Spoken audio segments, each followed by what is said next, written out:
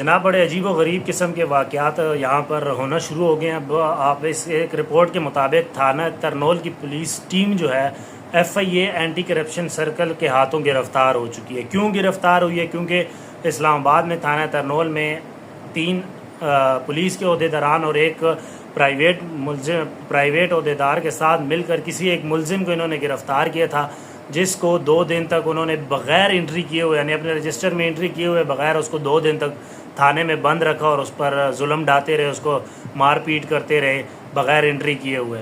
किसके कहने पर? वहाँ पर एक इंस्पेक्टर था जिसके कहने पर इन्होंने उसकी मारपीट की। उसकी जब हालत ख़राब हुई तो 7 बंधे हुए दूसरे कैदी जो थे जिनको कैद में रखा गया था, उन्होंने शोर मचाया, जिसकी शोर की बिना पर उस मुलजिम को, जिस पर ये ज़ेर हिरासत जुल्म करते रहे, उसको मारते पीटते रहे।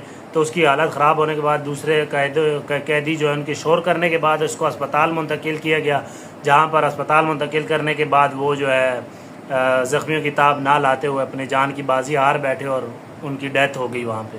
तो अब अगर पुलिस में ऐसे आप लोगों को गिरफ़्तार करके इस तरीके से आप लोगों को गिरफ़्तार किया जाए कि आपकी एंट्री ही ना की जाए और बग़ैर एंट्री के आपको लॉकअप में बंद करके आप पे जुल्म तशद्दुद किया जाए, तो कौन इसके ख़िलाफ़ आवाज़ उठाए? क्या ये जुल्म नहीं है? इसके ख़िलाफ़ जब तक आवाज़ नहीं उठाएंगे तो क्या आप लोगों को इंसाफ मिलता रहेगा?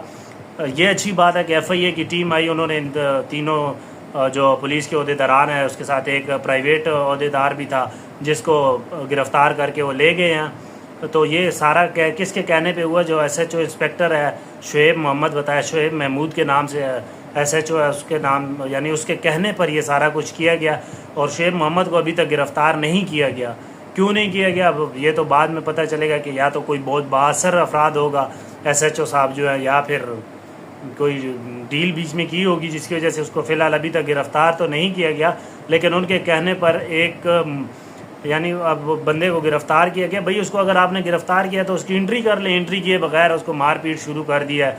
वो बेचारा जो है अपनी जान की बाजी हार बैठा है और